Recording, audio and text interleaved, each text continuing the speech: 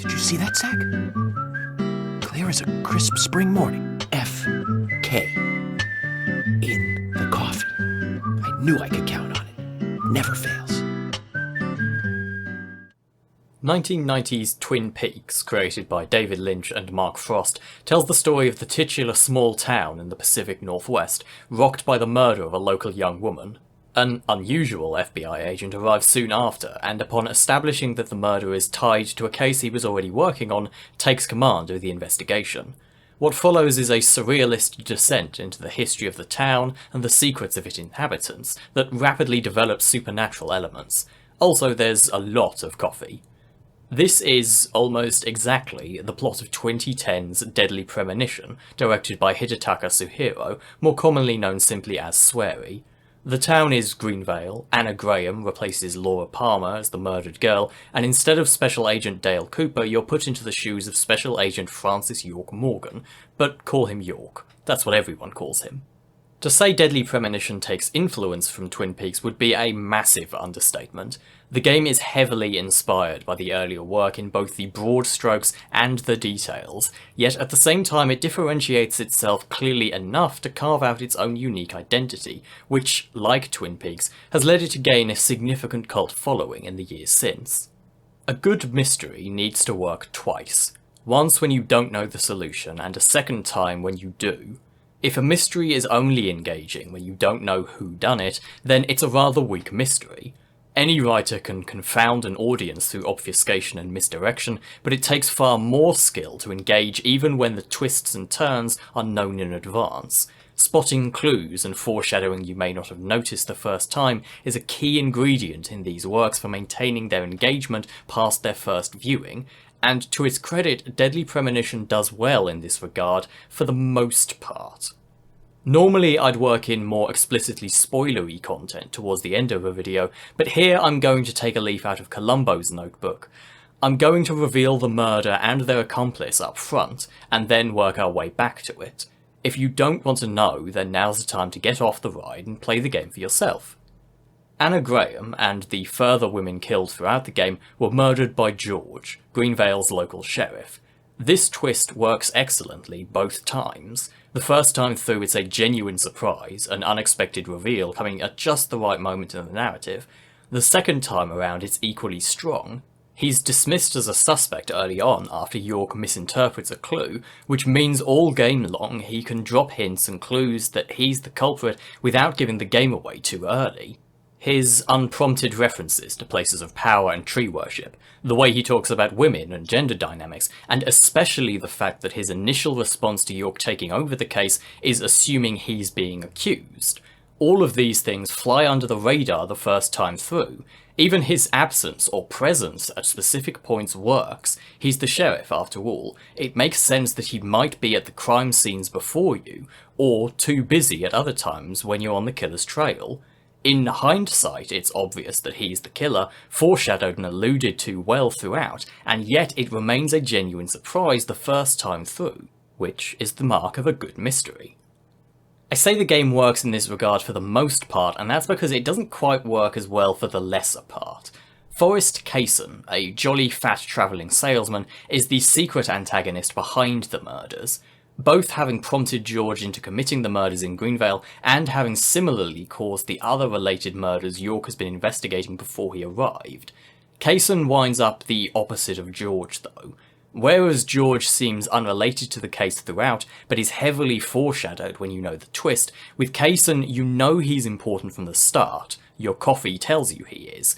But his role is unclear up until its final reveal, and aside from his connection to a red sapling, there's far less foreshadowing, and what little there is feels far less well integrated. The red sapling connects to a mysterious kind of red seed. These red seeds have been found at a string of murders, and their discovery during Anna Graham's autopsy is all the evidence York needs to take over the case. York is an odd character in some respects. In others, he's just autistic. I don't mean that as a joke or a denigration of the character or writer. Between his inability to read social cues, general awkwardness, and special interest in films that he brings up whenever possible, York acts as seemingly unintentional but surprisingly authentic autistic representation. This isn't unlike Cooper from Twin Peaks, but the interactive nature of the experience means it adds something to the character that passive media can't manage. Player characters are always going to act, even if just a little, contrary to what might be considered normal human behaviour.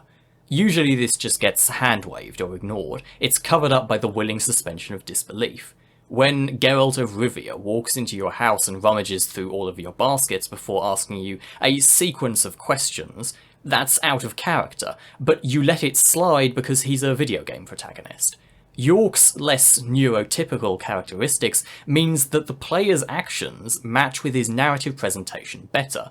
Sleeping in a graveyard for 3 days, living on pickles, and only popping into town to intermittently bribe the gas station attendant feels perfectly in character for York in a way that would feel odd for a more conventional protagonist.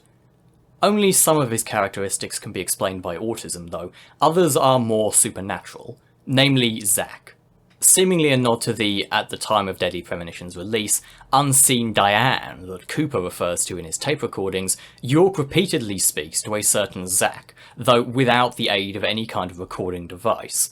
The way he speaks to Zack and things he asks initially seem to suggest that he's a stand-in for the actual player, but he does exist within the plot. Partway through, it's revealed that one day York discovers his father, also an FBI agent, had killed his mother and then himself. Zack appeared to York in this moment, seemingly as a trauma response, and has been with him ever since. At least, that's how he describes it midway through the game. The truth is far more bizarre and difficult to explain, but that will have to wait until we start talking about the end game. These more supernatural elements permeate the game, but aside from the combat sections, they are introduced gradually enough that the game, much like its inspiration, feels grounded yet surreal rather than explicitly fantastical. Something that makes York work believably as a character is how the rest of the cast interact with him. General townsfolk tend towards being curious. It's a small town, and an FBI agent with a strange scar is the kind of news that spreads quickly, but members of the local sheriff's department are less welcoming. At first they seem pretty put out that the FBI are moving in, and while polite, they are certainly rather cold. York doesn't help things with his rigid way of doing things, and the fact that he keeps talking to Zack about them in full earshot, such as making inappropriate comments about how easy on the eyes Emily is, how sensitive Thomas is, or how George appears to be the town's self-appointed monarch. As the mystery thickens though, as the murders spread, his techniques prove effective.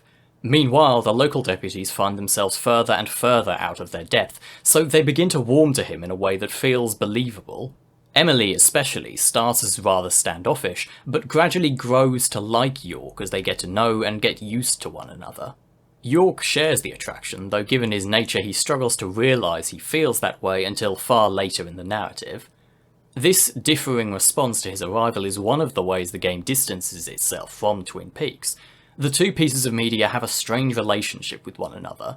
It's the same setup, same tone, and many of the characters share the same archetypes, but at the same time, Deadly Premonition clearly presents its own ideas, its own take on the formula that results in a game that feels as familiar as it is distinct.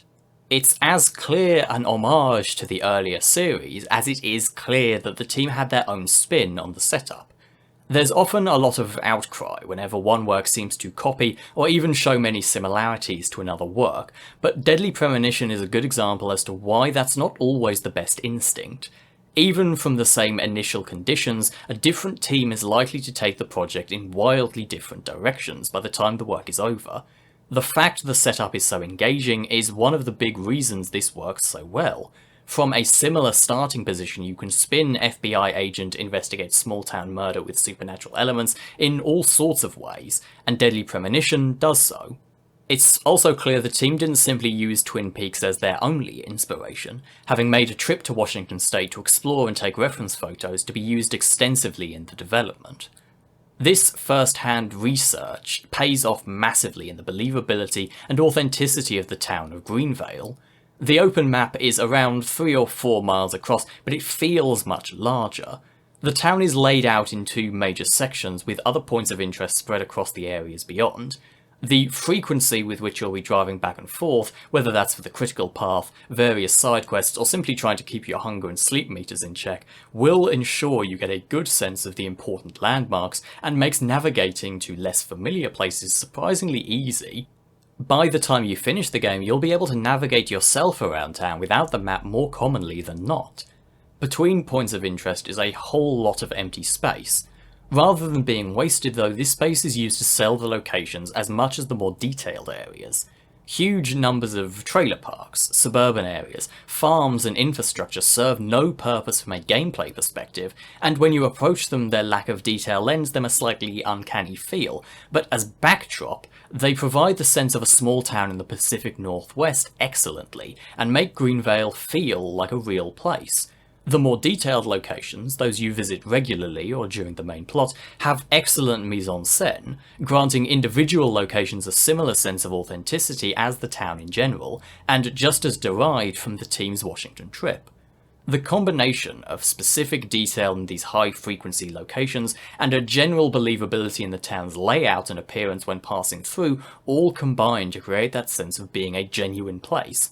It's easy to see the attention to detail in the diner, then extrapolate that to the various shops you pass on your way through town, even though you can't enter any of them. The result is a unified vision of the location that only starts to feel artificial when you're deliberately snooping around in the more uncanny areas off the beaten path. Despite how much I like the world, I do have to admit that the graphics are a little behind the game's competition. There's something of a hazy quality to the visuals.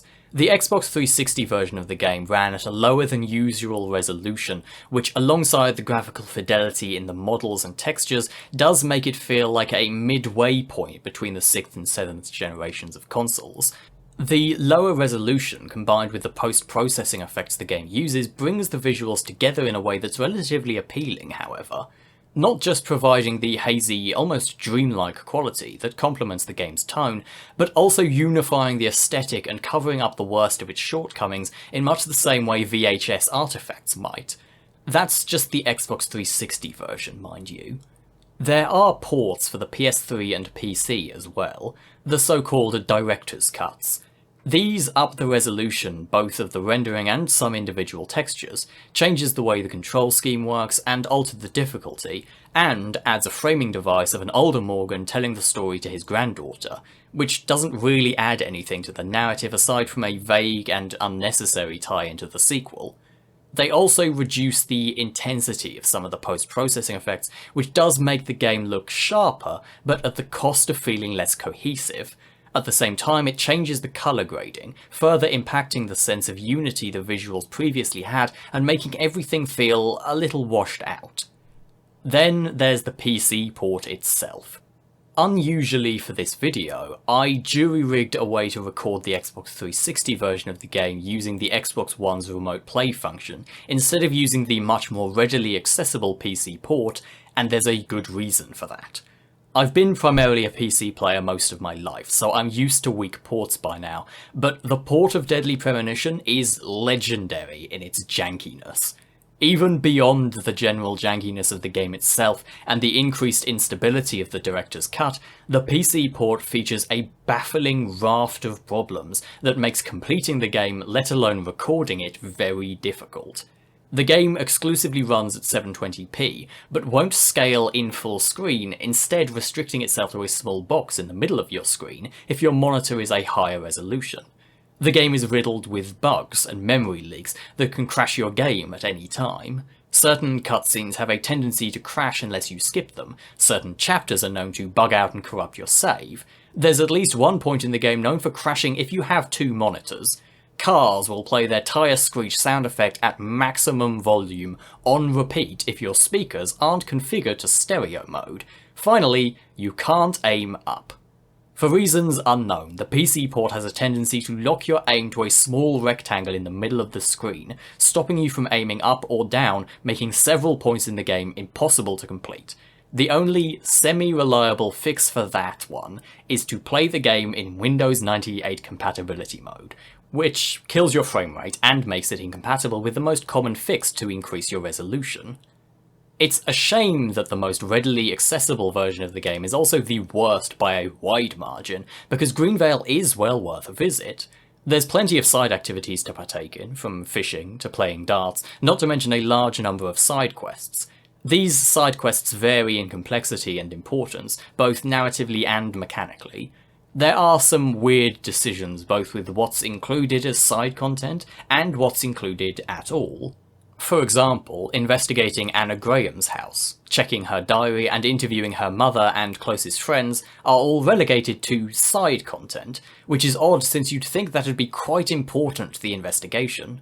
On the other side of the spectrum would be the mission to sneak into the elderly hotel owner's private rooms to steal a photo of her when she was young for no reason whatsoever. Rewards vary too. Some offer little more than one of the game's collectible cards without even any narrative content, others grant you powerful infinite ammo weapons that will carry you through the game. There's no indication beforehand which quests are important and which aren't, and no relation to how easy to find they may be, which can leave many feeling underwhelming if you don't have a guide handy to know which are worth doing. Most of the game revolves around the investigation, of course, which is arguably the largest area in which it differs from Twin Peaks. The cultural memory of Twin Peaks is that of a surrealist mystery, but in reality it actually drew far more from the tradition of soap operas in its tone and focus. While the murder of Laura Palmer was a central element, around that were a slew of subplots focusing on real estate deals, life insurance fraud, and more affairs than the town has residents. It arguably wasn't even that surreal as soap operas go, given it would only be a few years later that Days of Our Lives would broadcast its infamous devil possession plot arc. Deadly Premonition, being seen entirely from the perspective of York, somehow manages to make the game feel more focused, despite its open world nature and side content giving it a relatively freewheeling structure at times. The main investigation proceeds strictly linearly and to York's specifications. This can feel like simply being along for the ride at times, rather than pursuing the investigation yourself, but it's a good ride, and there aren't many points in the plot where it feels like you're barking up the wrong tree and would rather pursue other leads. The game's careful to breadcrumb the narrative in a way that can feel a little restrictive, but usually leaves you with one clear course of action throughout, so the desire to pursue other things, the feeling that you would rather be investigating other leads, rarely impacts the experience to a significant degree. Interrupting the more narrative-focused segments of the games are the action-oriented otherworld encounters. Upon entering many locations in the game, York may find himself within a strange altered version of the space, not unlike the otherworld used in the Silent Hill games. This is where the game shifts closest to being a survival horror title. Unfortunately, these gameplay segments tend to be the game at its weakest. While the director's cut version would use a more traditional third-person control scheme, the original releases use a combination of third-person camera angles with the kinds of tank controls that would have been out of style for some time at that point. Similar to the earlier Resident Evil 4, but worse in basically every way. The game always feels a little stiff, the weapons lack impact, and the enemies aren't much more interesting than regular zombies. These otherworld segments are also never satisfactorily resolved as to what they are, either. Whether they're York literally being transported to another space, or a more metaphorical element is unclear, a distinction that's only muddied further when the outside world is overtaken by these monsters between midnight and 6 AM, and again later in the game in a brief stint where you control Emily, where she faces the same enemies in the town's clock tower without being in the other world. Too many elements of it interact with the real world in a tangible way, but at the same time I feel like someone would have noticed if the town was overrun by zombies every night. The combat never feels good, and as such is always something you have to get through to get to the next narrative segment. Not that they aren't narratively important in themselves, escaping these segments usually requires York profiling the location to establish what happened there. This involves finding items throughout the area that relate to the case, allowing him to piece together prior events and move the investigation forwards. Like the overarching structure, these are strictly linear, with no room for the player to engage in deduction, but it presents a reasonable facsimile of York piecing the case together as he uncovers clues. They are also, at the very least, better than the chase segments. George has patterned himself after the Raincoat Killer, a legendary serial killer from the town's past that killed people while wearing a raincoat. The townsfolk don't like to talk about it, but to this day most stores still shut and most people stay inside when it rains. Frequently, during your trips to the otherworld, George in this form will accost you, creating the weakest segments of the game. They come in three forms: a quick-time event fight, a quick-time event chase where instead of running normally, you waggle the analog stick so York can make his own way through the environments in the most circuitous route possible, and finally hiding sequences, where you wait for the killer to wander slowly around the room, occasionally holding a trigger to hold your breath. All three of these suck. They lack any kind of tension, and most of them outstay their welcome by a wide margin. They're supposed to be the most high-intensity segments of the game, but the loss of control leads to them being the most boring instead. They're also something of a technical mess. The chases and hiding segments especially like to break the game into two views, one regular and a second showing the killer's perspective. This feels like a nod to the Siren series of survival horror games, specifically the third entry, Siren Blood Curse. The series featured a mechanic where you could switch your view to that of your enemies to help you navigate and avoid them. The third entry allowed you to view this in split screen and maintain your regular view at the same time.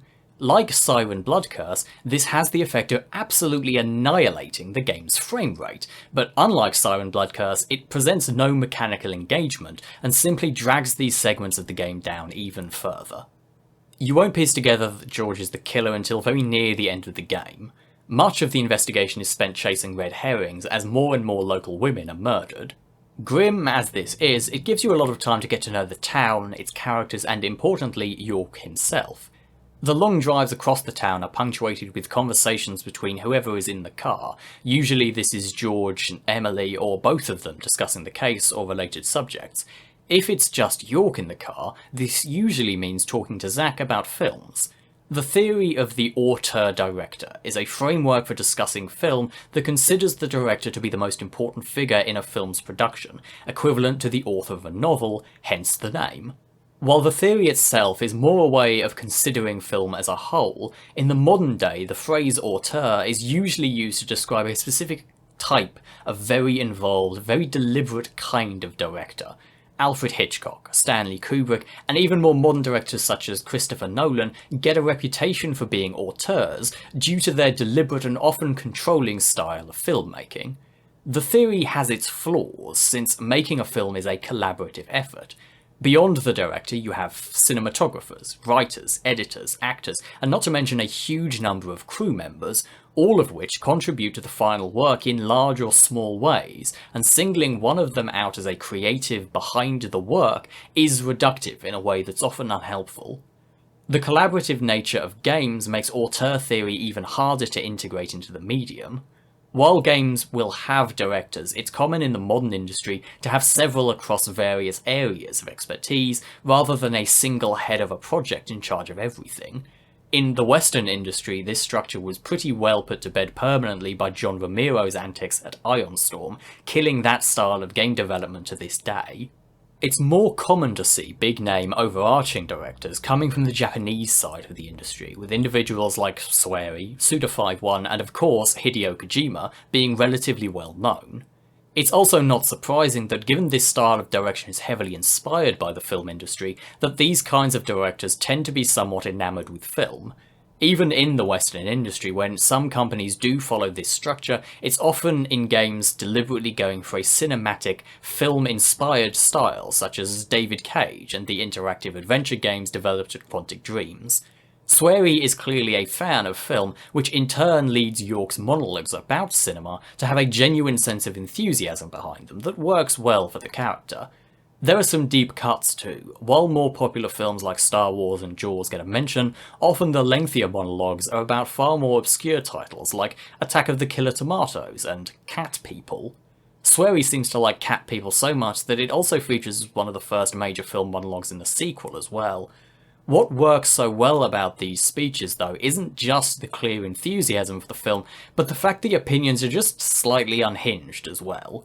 It's clear Swery is a fan of these films, but the opinions York expresses are just odd enough that it's impossible to tell whether it's Swery's direct opinion or embellished for the character, which successfully stops them from simply feeling like Swery is using the time to tell you about the films he likes, even though he probably is. That said, this is also an example of the flaws in auteur theory.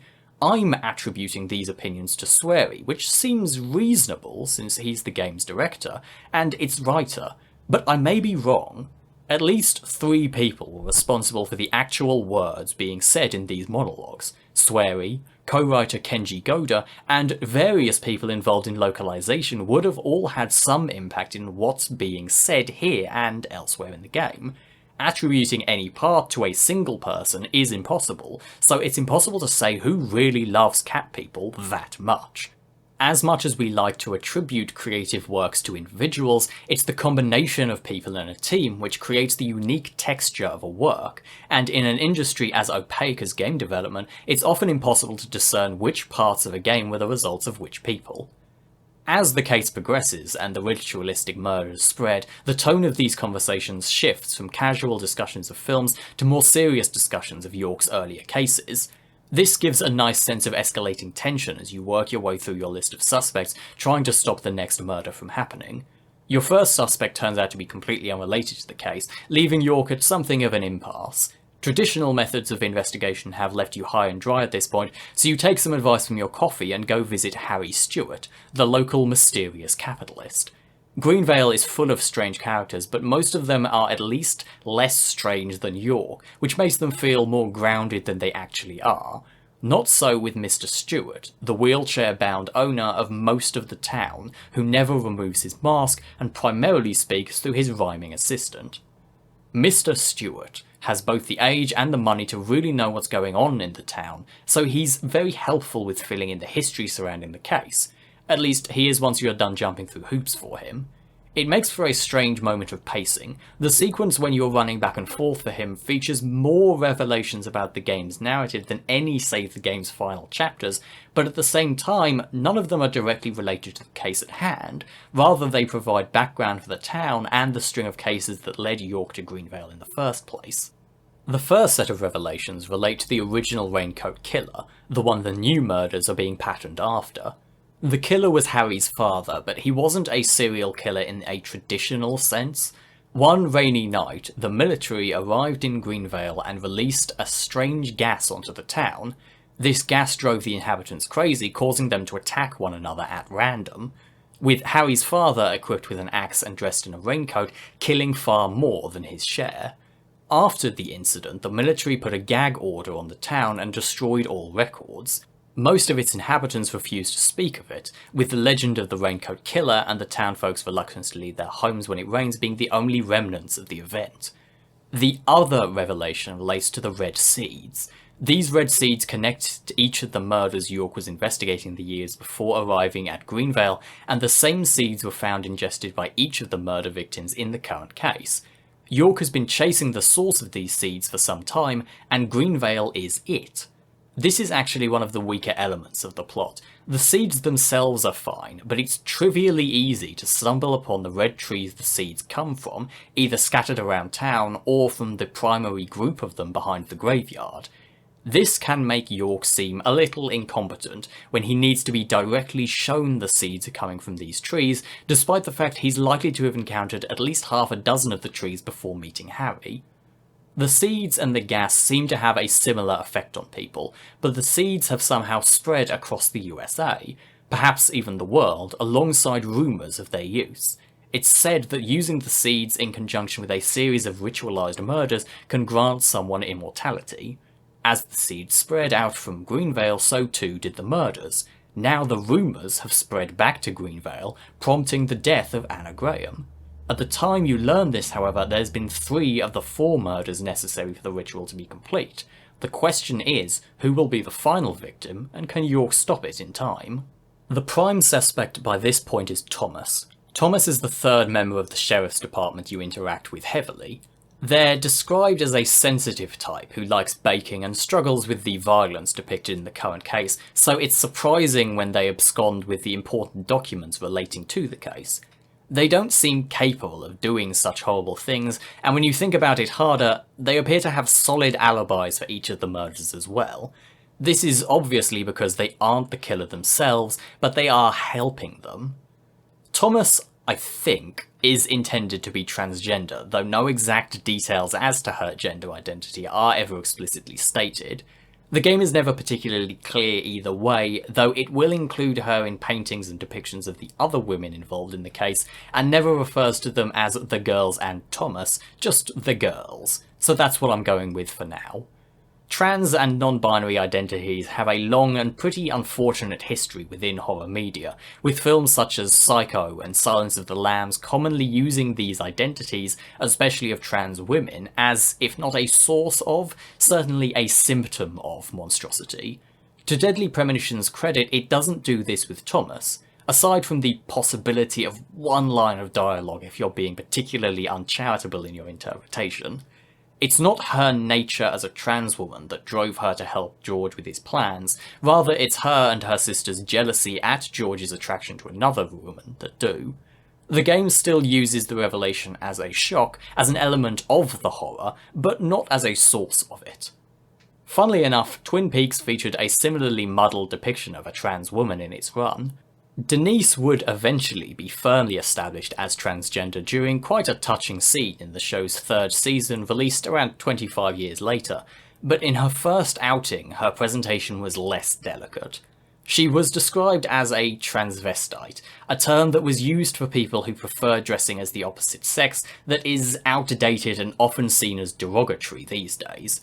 Like Deadly Premonition, Twin Peaks never used her nature as a denigration of the character, but it's undeniable that the idea of what was presented as a man dressing as a woman was included as an element of the surrealism, the underlying assumption at the time being that it is at least an odd thing to do.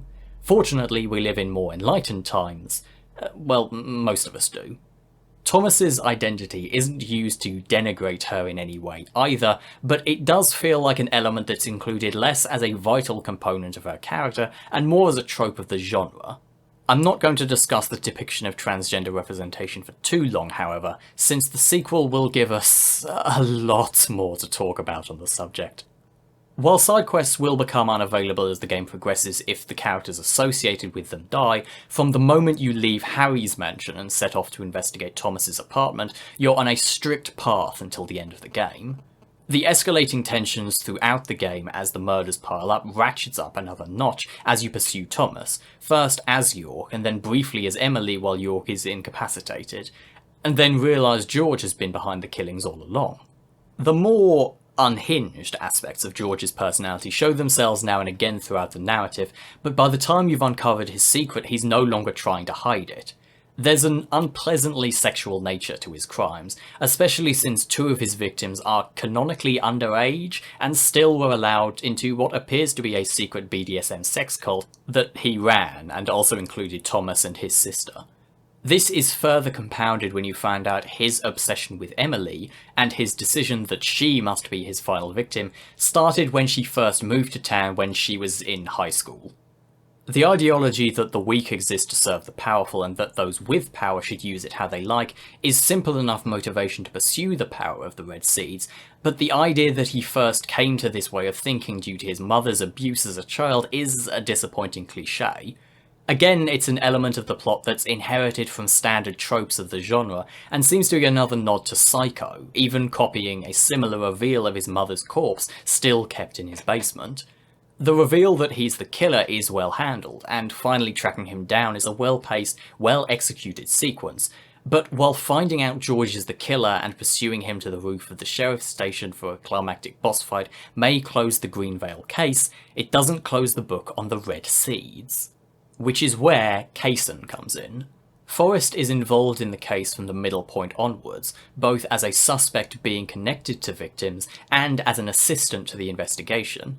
As mentioned, York's coffee points towards Kaysen being important in some way, but it's not until the final chapters that his full involvement is revealed. It starts to feel like he may simply be a kindly bystander trying to help out. He even lends his dog to aid Emily in finding York when he's captured by Thomas, but during the pursuit of George, Emily ingests a large number of seeds. York foolishly sends Kaysen to take her to the hospital, but after his confrontation with George, York wakes up there to find she never arrived, revealing that Kaysen is the mastermind behind everything. The red saplings he sells across the country are the same as the red trees that originate in the town. He's been spreading both the seeds and the rumours of their power across the country, prompting all of the murders up until now. It was him who first told George of their power and pushed him to start his own ritual killings. Stranger still, he was also in charge of the military operation that spread the gas into the town, the gas being derived from the seeds. This is possible because it's where the more supernatural elements of the plot take centre stage. The otherworld encounters and intermission sequences up until the end of the game can be hand-waved as figurative experiences or dreams, but Kaysen is undeniably supernatural. He seems to be some form of ageless frog demon, and it's this form you'll ultimately have to defeat him in. Not before the plot surrounding Emily, York's parents, and the true nature of Zack are solved, though. It turns out Kaysen was responsible for York's parents' deaths as well, or to be more accurate, Zack's parents' deaths. Francis Zack Morgan was the original person, not Francis York Morgan. The red saplings can only sprout in the bodies of living people. Kaysen had managed to grow one in Zack's mother, ultimately killing her and pushing Zack's father to kill himself after being unable to stop it. This trauma resulted in York, who appeared to have supernatural origins similar to Kaysen's, to switch places with a young Zack, and the two have travelled together ever since. This situation is repeated now, with Emily in the place of Zack's mother. The growing attraction between York and Emily works well, and feels natural, especially given York's reluctance to admit or even realise that he feels the same way towards her. Emily's a strong character, easily likeable, even early on when she's still warming up to York.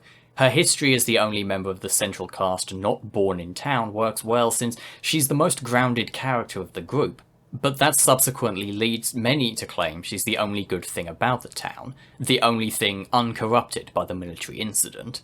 It singles her out both narratively and tonally in a way that makes this belief both understandable and unsettling. Her kidnap by Kaysen has another unpleasant set of sexual undertones, especially with the reference to her having been soiled, but it's also meant literally in that she has been made soil for the red trees, one of which is already growing out of her stomach by the time you finally catch up with her and Kaysen. History repeating itself causes Zack and York to switch places once more, leaving Zack to finish up the game. Like his father before him, he's unable to shoot Emily, but Emily is a capable woman and so takes matters into her own hands, literally by pulling the sapling out of her own stomach, killing her.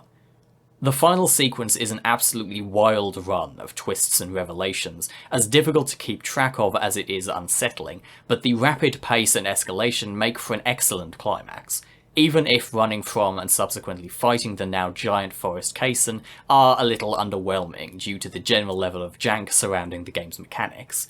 For a narrative that is so convoluted and confusing, the game does a surprisingly good job of wrapping things up. A lot of the supernatural elements remain unanswered, like the exact nature of Kaysen and York, why Forest was spreading the red trees in the first place, or the significance of the red and white rooms you visit throughout most of the game's intermissions. These questions leave the game with its underlying sense of surreal mystery intact, but the case you set out to solve is wrapped up fully, with just a final moment for Harry Stewart to reveal he was George's father who, like Zack and his father before him, failed to kill his wife when Kaysen infected her with a sapling. It's a satisfying ending. The case is solved, meanwhile York and the girls are shown to be moving on peacefully into the forest that appears to signify the afterlife. Deadly Premonition is a deeply weird game, surreal and confusing that, like its inspiration, leaves many questions unanswered. Unlike Twin Peaks, however, it managed to end things in a way that felt satisfying, and the absence of the more soap opera-inspired elements ironically leave the game feeling more like the cultural memory of Twin Peaks than Twin Peaks does at times. It's not hard to see how Deadly Premonition developed a cult following. Despite technical flaws, weak gameplay, and a general layer of jank, there's an undeniable enthusiasm permeating the project. The narrative is engaging, the characters likeable, and the overall effect isn't so much a game that's so bad it's good, but a game where the style and tone are so strong that they overcome the weaker elements to create something uniquely compelling. Twin Peaks would ultimately be concluded with its third season in 2017, an excellent return to the series that maintained its deeply surreal elements while eschewing its more hokey aspects that would feel out of place in a modern context. It was a surprise to be sure, but a welcome continuation and conclusion to the series, despite an ending so deliberately unsatisfying that it's kind of brilliant. Deadly Premonition would also unexpectedly receive a sequel a decade after its release. It wouldn't fare quite so well. Deadly Premonition 2, A Blessing in Disguise, managed to release in an even worse state than the original did, though perhaps still not as bad as the PC port. It was exclusive to the Nintendo Switch for the first 2 years of its existence, and at launch saw atrociously low frame rates, almost unplayably bad at times when out in the open world. The hardware was weak enough and optimization lacking enough that the game also had to eschew the vehicles of the original since they couldn't load the environments fast enough, affecting both how the team designed the new town and how the player navigates it, each for the worse. The PC port released 2 years later, and this time it's by far the superior version of the game. Not that it makes it a good version of the game, just a better one. Deadly Premonition 2 ultimately fails to live up to the original, with a myriad of decisions both small and large, mechanical and narrative, contributing to this shortfall, but the game isn't without its redeeming features, and makes a strong first impression to boot. The narrative is split between 2 time periods, 2019 and 2005, acting as both a sequel and prequel to the original. The 2019 segments mostly exist as a framing device, and it's there you start. Not as York or Zack though, as Special Agent Aaliyah Davis. Aaliyah's a good foil for Zack, straightforward and to the point, and even a little hostile. She's like if York was more aggressive, not just unaware of social conventions, but actively disregarding them, and there are times where it seems the game is setting her up as a future protagonist, especially when she also starts to present some affinity for the supernatural, though whether this was ever the plan ultimately falls through due to a seemingly rushed ending. She's here because the body of a victim that went missing during one of Francis Morgan's earlier cases has been uncovered. It's up to Aaliyah to investigate and, more importantly, interrogate the now aging Zack. After York left him, Zack took a break from the FBI. Upon returning, he stuck to desk work, refusing to go back out in the field until he finally quit completely due to health complications. He's dying. Lung cancer, presumably from all those cigarettes he smoked to pass the time. You'll still play as York for the majority of the game, but starting out and regularly returning to being outside his head gives a fantastic new perspective on the character. He's genuinely kind of unsettling to interrogate, with his random asides and talking to people who aren't there, plus the various references to supernatural elements, and the fact that his testimony doesn't always match up with the reports. The structure sets him up as something of an unreliable narrator. You're never quite sure if Zack's telling the truth, and the game's ability to maintain that feeling in balance with the more easily likeable and seemingly trustworthy York is impressive. It's still York you'll be spending most of your time as, however. The bulk of the game is spent recalling his first encounter with the Red Seeds in a town called Le Carré. I don't think there's anything inherent about the Deep South that makes it less compelling a setting than the Pacific Northwest, but I do find it aesthetically and thematically less compelling nonetheless. The town feels less real than before, less like a recreation of a place and rather an amalgamation of various locations crammed together to account for the weaker hardware. Le Carré wants to be something akin to New Orleans' French Quarter on Main Street, a quiet suburban neighbourhood, and a rural farming community all at once, and the environment never manages to unify these elements. Rather, it makes them feel all the more artificial by removing the kind of naturalistic layout the original had, and confining the entire town to a large square grid. It fits the name, Le Carré is French for the square after all, but feels far less interesting to explore, while also being more confusing, necessitating floating location markers instead of reading a map effectively. It's a much denser location than Greenvale, and while that cuts down on travel time, it also comes at a narrative cost. Since vehicles are out and York's inexplicable skateboard is your new primary mode of transportation, the conversations are split in two. York talks to himself on the skateboard and his new assistant Patricia when he's on foot. The dialogue hasn't been adjusted for the smaller travel distances though, so it's far more common for them to be cut off midway through. Worse still, getting off your skateboard, or picking up one of the many upgrade materials now scattered around the world, will interrupt the conversation as well. The result is you constantly restarting dialogue, looping through the same groups of dialogue, or just standing around waiting for them to finish. It's a small thing, but it's the small things that add up over time to make the entire game feel so much more artificial than its predecessor. The research feels more surface level this time around as well. It's still clear a lot of research went into the game, from the environment to the detailed discussions of the differences between Cajun and Creole foods, but it always feels like secondary research, something found on the internet as opposed to an interpretation of lived experiences. This applies to the characters too. Greenvale had some weird characters, but a lot of them also felt grounded enough to be believable. There was a mix of more surreal and more realistic characters, with the juxtaposition heightening how unusual the odd ones were, while making the more traditional ones feel more natural. Le Carré's more limited cast all have something odd about them. Whether it's David Jawara, the chef, concierge, bellboy, and owner of the local hotel, who switches personalities based on which one he is, or Miss Carpenter, the bowling-obsessed octogenarian. None of the characters feel particularly believable because all of them have some artificial character trait to make them stand out, ensuring few of them really do. This might have worked if they came across as surreal, but instead they come across as kooky, which gets irritating far quicker and undermines the tone. This combination of less convincing research and an emphasis on kookiness comes to a head in Hoongan. A Hoongan, or Ungan, is a term that roughly refers to the equivalent of a priest within Haitian voodoo.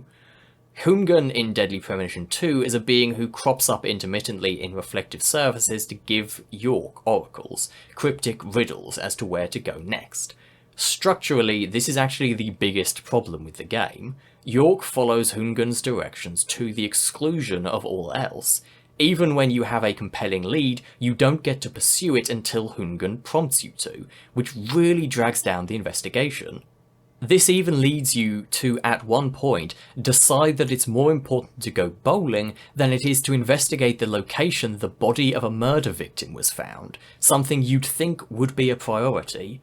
It feels less like following the evidence to its conclusions, and more like being led by the nose to where the script wants you to go next, even though, technically, the game lets you pursue multiple primary objectives at once now. Despite being a little more open than the original, it winds up feeling far more restrictive since you're no longer following your character's intuition, rather a mystical being is showing up intermittently to tell you where to go next. The other problem with it is presentational. Haitian voodoo is a complicated and frequently misunderstood religion, and it's not helped by the presence of what's often referred to as New Orleans or Louisiana voodoo.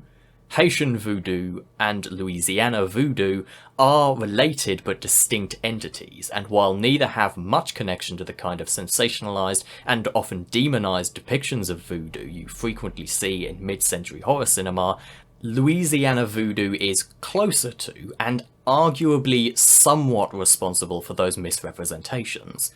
While Louisiana voodoo does trace its roots back to Haitian voodoo, and has genuine religious practitioners, it also has been widely commercialized, and more commonly represents something of a cultural theme in the area, often being levied to promote tourism.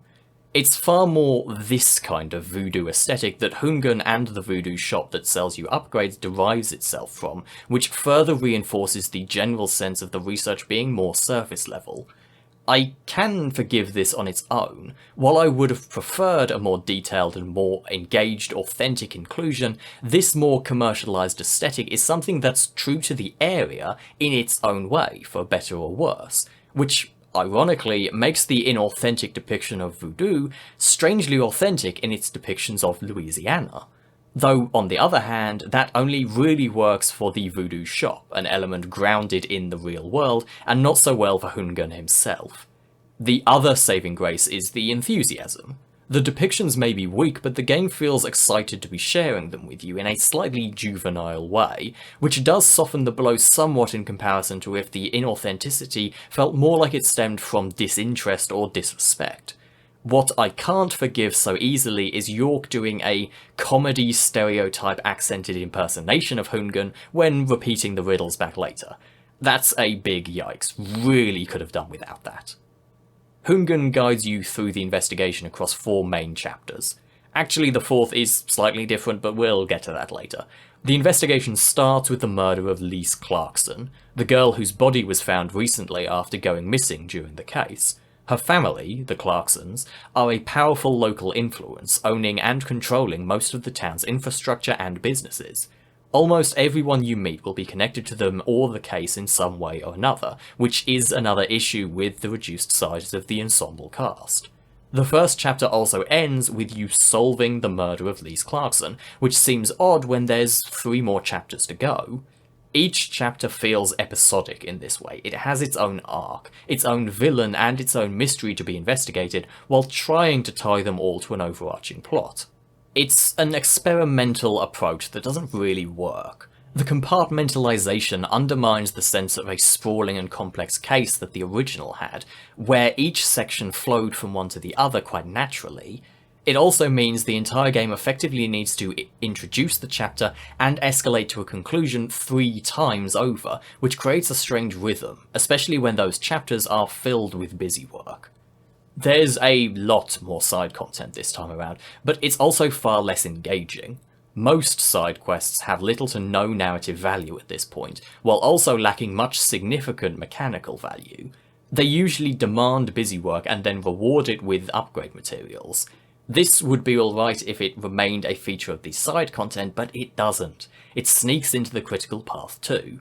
Both games had a time mechanic that oddly advanced in real time during gameplay. Characters and locations had their own schedules, and you had to sleep or smoke cigarettes if you needed to advance time faster. That wasn't a problem in the original, since there were usually pretty generous time limits for when you needed to be somewhere, and if you'd missed something for the day, there was usually something else to do before calling it a night and coming back the next morning. In the sequel, this mechanic becomes a bother. Character schedules no longer matter, since side content is no longer tied to them as closely, making the town feel strangely static. Time requirements for missions, and opening times for locations are tighter though, commonly leading you to need to skip a day to get back to the critical path, with little else but busy work to occupy you otherwise. This all comes to a head during the primary quest, The Lord Hungers.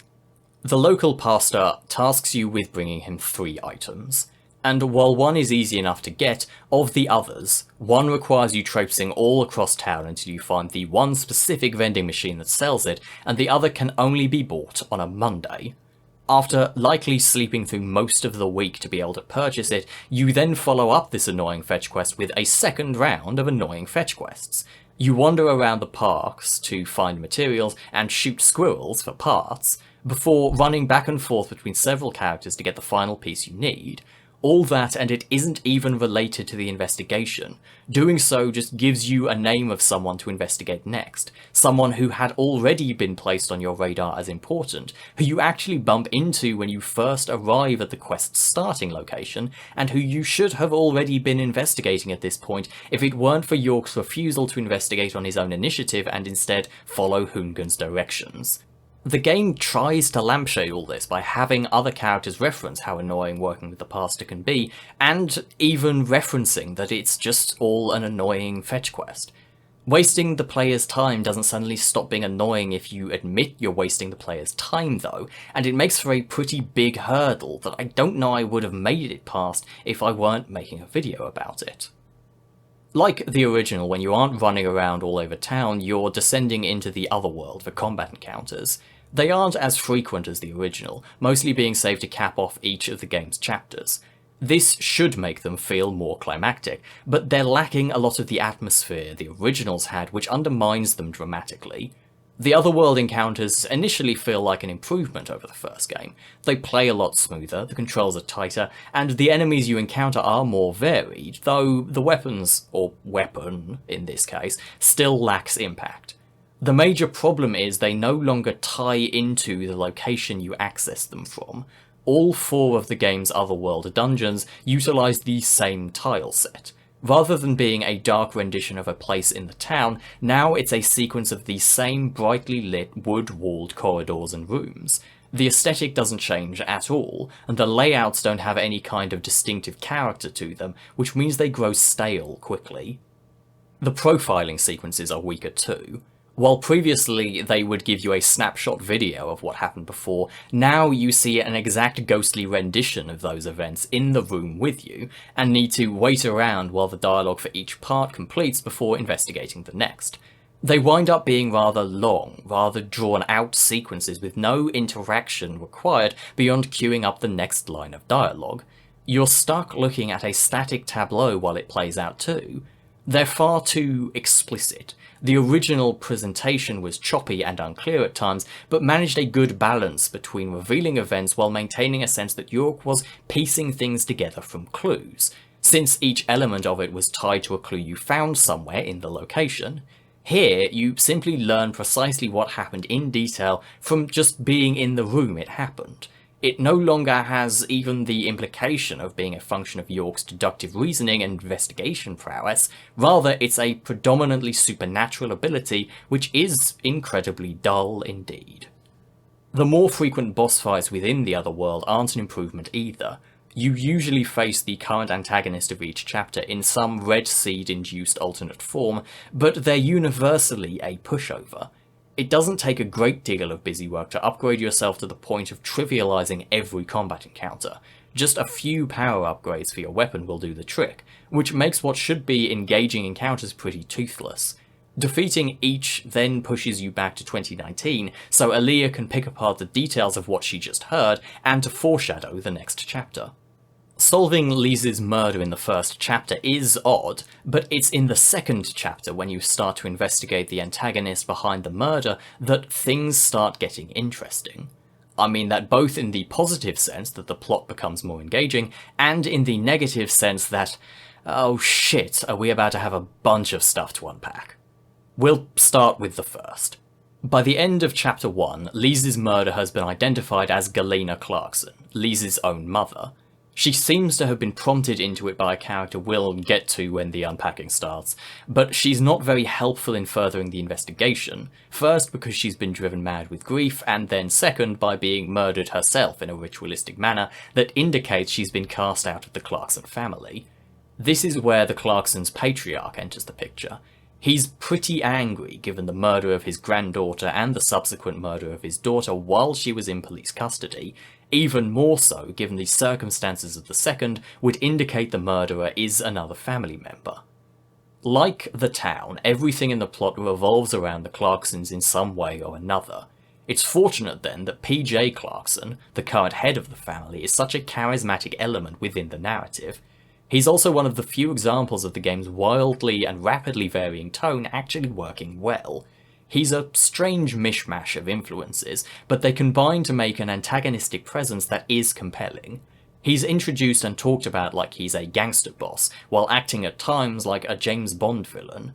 Then interactions between him and York feel right out of a western. There's a particular scene where York meets the man outside the sheriff's department.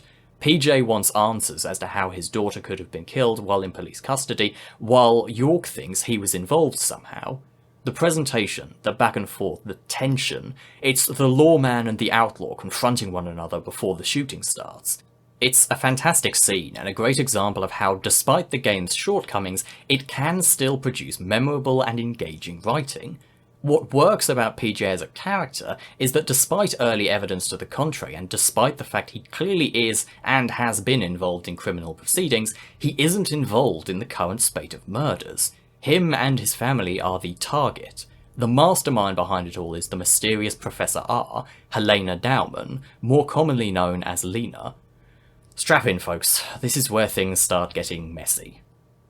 Deadly Premonition 2 is, for lack of a better word, transphobic. I don't believe this was intended. I don't believe Swery is in any way anti-trans. Actually, he seems generally very supportive of the LGBT community. York, on multiple occasions, chastises people for being dismissive or unaccepting of trans people. In addition, Swery had previously written and directed The Missing, J.J. Macfield and the Island of Memories, a puzzle platformer that was well regarded for its trans representation. Shortly after the release of Deadly Premonition 2, after the outcry around its content, Swery released a statement, in shaky English, apologising and had one of the more egregious elements removed from the game, but ultimately the problems were too deeply ingrained in the work to eliminate completely. It would have required massive rewrites, re-recordings and re-implementations of large portions of the script. It's worth noting I'm not the target of transphobic abuse, and as such my perspective on these things is going to be different from people who are. These topics have been covered in detail by others, and I've no intention of disregarding or diminishing their experiences of life or this work, but at the same time it would be disingenuous to not engage with this element of the game. I firmly believe the transphobic elements of the narrative and script are unintentional and ultimately unwanted by the developers, a result of ignorance far more than malice, but this is just how I see things. I'm not trying to overrule anyone who disagrees. I don't think it helps anyone to accuse Swery or anyone else who worked on the project of being anti-trans, but at the same time, I can't sugarcoat just how monumental of a cock-up this whole thing is. All this surrounds the character of Lena Dowman. Lena is the transgender daughter of PJ Clarkson, who fled the town and became estranged at a young age due to the abuse and ostracisation she faced for her identity. It comes in two major parts. The first is more pervasive, and the element that would likely have been impossible to exercise without the publisher agreeing to massive reworks. It's the dead naming and misgendering. The standard language convention in Western, specifically English-speaking, trans communities is that names and gender identities are applied retroactively. If you transition and choose a new name, that new presentation is used even when referring to you from before you publicly or privately transitioned. For example, if one day, as an act of self-flagellation, I decide to embark on a project covering the 4 interactive adventure games by Quantic Dreams, when discussing Beyond Two Souls, I would refer to the actor Elliot Page, despite the fact that he was outwardly presenting as a different gender and using a different name when he was performing the lead role of the game. The rationale being that the individual was not one thing and then the other, rather they were always the identity they settled upon. It was only their outward presentation that changed, not their inward identity. I do have some sympathy for people who struggle with this concept. After all, the language of transition would imply that you transition from one thing to another, but that terminology was established before our current, and I would argue better, understanding of the experience from the perspective of the one going through it. At the same time, of course, I am not the subject of transphobic prejudice, so I am free to engage with the academic discussions as to someone's intent without suffering from being wrong. Plenty of people genuinely struggle with this language convention, but plenty of others feign or deliberately maintain ignorance of it in order to deliberately be harmful to transgender people. And when you're on the receiving end of that harm, it's pretty reasonable to not care for the difference. Deadly Premonition 2 does not stick to these language conventions, with multiple characters frequently dead-naming and misgendering Lena when referring to her before she publicly transitioned, some even continuing to do so when referring to her afterwards as well. For most characters, there's an argument to be made that this is how they would refer to her. Many of the characters are meant to be transphobic in some way, and while Lena also refers to herself in these terms, it's worth remembering that despite what Fox and GB News may tell you, trans people are not a hive mind. I'm sure there are trans individuals who do refer to themselves in this way at times, and not policing how people self-identify their gender is more or less a cornerstone of trans activism. Of course, this argument presupposes two things. First, that the argument of it being in character is a defense for this kind of language, which becomes very sticky very quickly and requires further considering why a writer would choose to write someone that way in the first place. There are both legitimate and hateful reasons to do so, and neither can force a trans person to not take offence when the actions depicted are so often very deeply hurtful. There is a difference between using transphobic language to convey a character is transphobic and writing a transphobic character so you can use transphobic language. But that is a difference that is likely irrelevant if transphobic language hurts you. The second presupposition is that even if this were a defense, it would require that only characters who would use this language do so. When it comes to Deadly Premonition 2, that's a rake York steps on pretty badly. For all his dramatic insistence that Lena's identity as a woman be respected, he does also deadname and misgender her. He's meant to be a smart man, and if he was the ally he vocally claims he is, he would know and use the proper language. Actually, it was a pretty blatant incidence of York deadnaming Lena as a kind of gotcha moment that was removed when changes were made. In a strange way, the fact even York uses the wrong language when discussing Lena is evidence that there was no intent to be transphobic. If you knew and understood the correct language conventions, but just wanted to cover your tracks, it would be pretty stupid to have your most pro-trans character make this kind of fuck-up.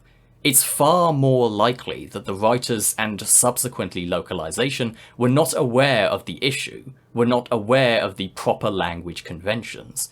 They should have been, yes, but I would consider ignorance a lesser crime than malice. The other major incidence of transphobia is more specific, and this one is pretty screwed up in its own way. It's only a few lines of dialogue, but it's a real mess. The intent is clear. York is talking to Lena and clearly wants to be making the point that no amount of social ostracization justifies multiple homicides, which you are free to agree or disagree with as an argument. The problem is, it comes across as dismissive of her experience, of the hostility she faced. The effect is to say she can't have been treated that badly since she was never burnt at the stake as a witch. While I could find no convincing evidence either way as to murder rates, it's undeniable that trans individuals, both men and women, are far more likely to be the victims of violent or sexual crimes on a per capita basis than cisgender individuals are, so regardless of the intent of the dialogue, the implication that anything short of being burnt at the stake is negligible is pretty fucking tone deaf, to say the least. Despite the intent being clear, that line desperately needed a rewrite, as there are other ways to get the intended message across without the resulting implications.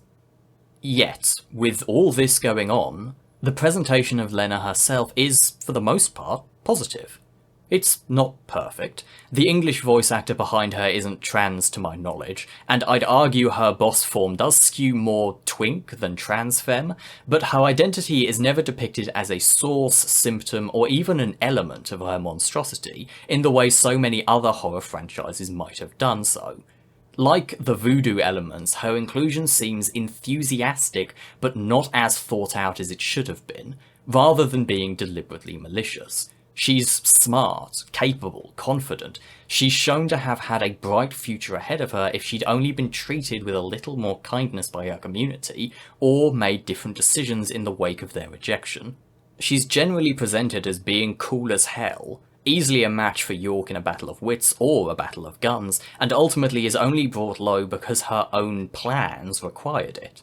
She dies alongside her father when the bomb she planted kills both of them. This appears to be part of her, admittedly unclear, plan. I found the moment surprisingly moving when you meet it where it's trying to be, which is made difficult by the aforementioned transphobia, I'll admit.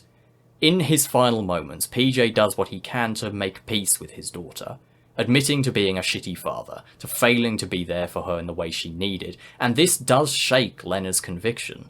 She gets believably flustered, breaks her composure for the first time. It's too little and far too late, not nearly enough to redeem the man, but it makes for a moving and tragic ending for both of them. If PJ had been a better father, if her community had been more accepting, if Lena had been able to let go of the anger, all of this could have been avoided. It's a tragic end for a tragic tale, and could have been an excellent one too, if it weren't both halfway through the game and the moment they decided to introduce the fucking incest subplot. Deadly Premonition 2 seems to have lost the sense for subtle foreshadowing the first game had at times. Every plot point either comes out of nowhere or is foreshadowed so heavily and so blatantly that you can spot it coming a mile away. The lineage of Patricia Clarkson falls into the second. You meet her first as Patricia Woods, stepdaughter of the local sheriff and his unseen wife. While the reveal that she's the daughter of Lena and her older sister Candy comes quite late, you'll have figured out she's a Clarkson way earlier, and her specific lineage not long after the incest is first referenced. This is a pretty unnecessary inclusion, all things considered. She could have just been the daughter of the older sister and kept the incest out of it entirely, with the entire subplot being in even worse taste, given Lena's involvement in it. That said, unlike others, I'm not convinced it's an element of the transphobia in and of itself. I think you could shuffle the gender identities of everyone involved as much as you wanted, and the incest subplot would still have been included as a trope and stereotype surrounding both powerful dynastic families and, unfortunately, the Deep South. Combining these elements, it's not surprising a game series peppered with Western tropes would include it as a deliberately shocking twist, even if the involvement of a trans woman in proceedings further muddies the game's already deeply flawed trans representation. Despite being tied to the incest subplot, Patricia Woods is actually one of the game's saving graces. She represents a trope I can't stand normally, the child sidekick, and a precocious one at that. Usually this would kill a game for me, but the rapport between Patty and York is very endearing. She helps guide York around the unfamiliar town, and at the same time acts as a straight woman, both sharing knowing looks with York when the townsfolk are being weird, and with the townsfolk when York is being weird. There's a lightness to the chemistry between the pair that keeps the tone from becoming too dark, even when the murders pile up. She acts just enough like a child at times to be believable, but not so much that it becomes annoying or becomes too off-putting that she's following an FBI agent around as he investigates a series of brutal and grisly murders. It's a good thing that Patty is so likeable, since the latter half of the game and its ending revolves around the plans Lena put in place that involve Patricia, and had she been an irritating presence, then this would have lacked any impact. The relationship between York and Patty ultimately forms the heart of the whole experience, so it's fortunate that they form such a likeable duo, especially since Lena's actual plan is so unclear, to the point that characters don't even seem to be completely sure of it themselves by the end of the game. It might be to completely eliminate the Clarkson bloodline, herself included. At other times it seems to be to take control of the family herself, and then at still further times it seems to be to make Patricia the head and only surviving member of the family. It even seems like it changes partway through, starting as a plan to take over, then changing to wipe them out before having a change of heart again and settling on leaving Patricia in charge. This confusion makes the third chapter especially perplexing, as it revolves around the plans Lena put in place before she killed herself along with her father. The local sheriff and stepfather of Patty disappears along with her mother and eventually reveals a plan to kidnap and kill Patty at the behest of Lena. It's not even clear why the sheriff agrees to this. He simultaneously seems to be secretly in love with Lena at the same time as being mind-controlled by a drug Lena produces and distributes that's derived from the red seeds. Either way, Patricia's parents die in the attempt, leaving Patricia safe and the 2005 investigation solved to York's satisfaction, so there's only the 2019 threats to resolve. The ending of the original game felt a tad rushed at times, but in the sense that it was accelerating to an exciting climax. Deadly Premonition 2 feels rushed in the sense that it feels like there's parts missing, and the developers needed to piece together several disparate plot threads at the last minute. The final chapter takes place entirely within 2019, and lacks the open world segments of the others, exclusively relying on an extended otherworld dungeon. It also makes the ending of the first game look straightforward and easy to follow. Aaliyah has been investigating the 2005 case because the drug Lena was producing has recently reappeared on the market. This led her to Lee's body, lost during the original investigation before York arrived, and found deep within a sealed storage room in the same frozen goods warehouse it was previously being stored in. The reason she's investigating Zach specifically is that since the body has been found, Patricia has gone missing. It's this crime that Zach is the prime suspect in. The interrogation is a great framing device, and the longer the game goes on, the more unhinged Zach seems. There's an increasingly stark distance between York and Zach as characters, and it's easy to see Aaliyah's side of things, especially since a lot of circumstantial evidence points to Zach having been around Le Carré recently when Patricia went missing. This culminates in her breaking into the room she believes Patricia is being held in to find a grisly alter to both the Le Carré investigation and its connections to the Greenvale one. The attempts to connect the two are unnecessary for the narrative, but the similarities and peculiarities do make Aaliyah more convincing and damage Zach's already poor credibility. Though he's going about it in a particularly strange way, Zach is actually reinvestigating Le Carré and Greenvale, trying to find links between them to further understand the mysteries surrounding the Red Seeds after his terminal cancer reconnected him with the other world for the first time since York left him. It's all a slightly messy attempt to try and tie the two games together, when they could have just as easily stood apart as separate narratives. This is especially true since introducing these elements does make the final hours of the game far more difficult to follow. So many tangential elements are being tied in, despite the fact that the only plot thread that really needs resolving is where Patricia is. She was kidnapped by Avery Smith. Avery as a character seems kind of like the incest subplot. He feels like an inclusion for the sake of connecting it to tropes and stereotypes of media about the Deep South without having put all that much thought into it. He's a giant of a man, physically imposing, but suffers from stunted mental development, so is described as having the mind of a child. It's like making the villain Boo Radley, but with none of the underlying subtext about not fearing or vilifying people just because they're different. Instead, his obsession with Lise, and subsequently Patricia, culminates in a boss fight against him in a transformed state where he literally takes on the form of a 20-foot-tall child. He's arguably the element of the plot that is best foreshadowed, but is by no means well foreshadowed. Like George, he's eliminated as a suspect early after a clue is misinterpreted, but unlike George, he doesn't have a great deal to do with the plot afterwards, making his reintroduction as the antagonist of the final chapter feel pretty underwhelming. Even then, the fact that he was particularly focused on Lise is obvious. It's just the fact that he stole her body that is revealed. This is what leads to the feeling that the ending is missing something, like there should have been a chunk more investigation in the present to properly establish him in this role. That and all the other elements the final chapter hurriedly introduces for its finale. He's not even the final boss. He was the one who hid Lisa's original body, keeping it preserved with an offshoot of the drug Lena produced. He seems to be obsessed with Lise, a trace that presented itself as stalking in 2005, and Lena effectively gave him the body as a way to control him back then and use him as an assistant.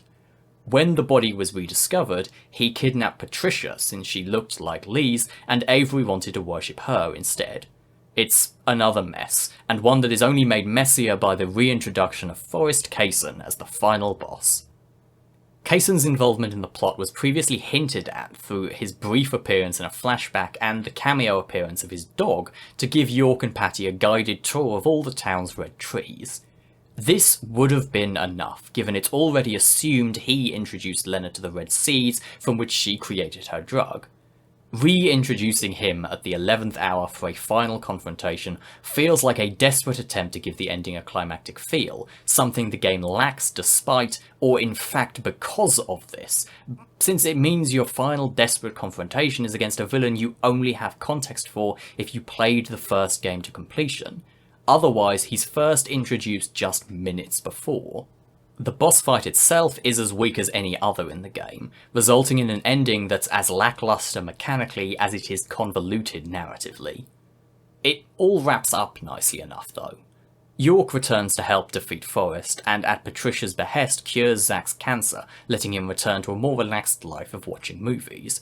Patricia takes over as the head of the Clarkson family and uses that position to help the community and improve the town for its remaining residents.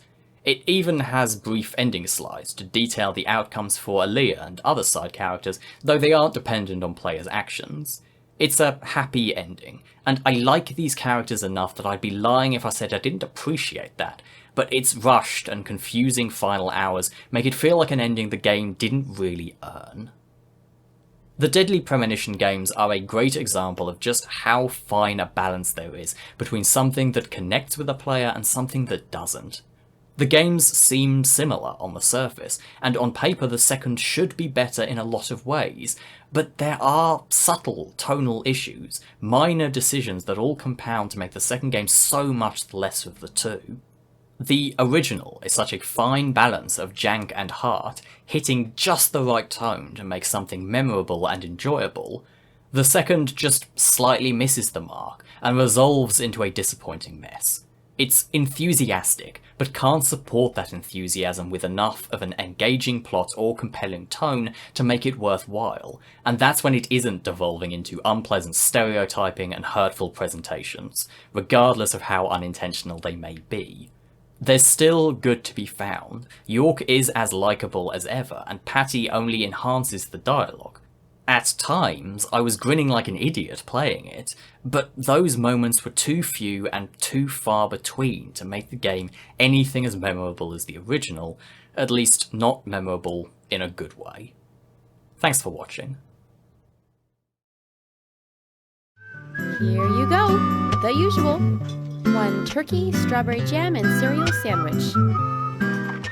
Sounds like the sinner's sandwich. Self-inflicted punishment to atone for past sins. He's setting an example. Mr. Francis York Morgan, you should try this wonderful lunch. It's more than a delicious, tasty crunch. So says Mr. Stewart. No, that's fine. I've just ordered my own lunch.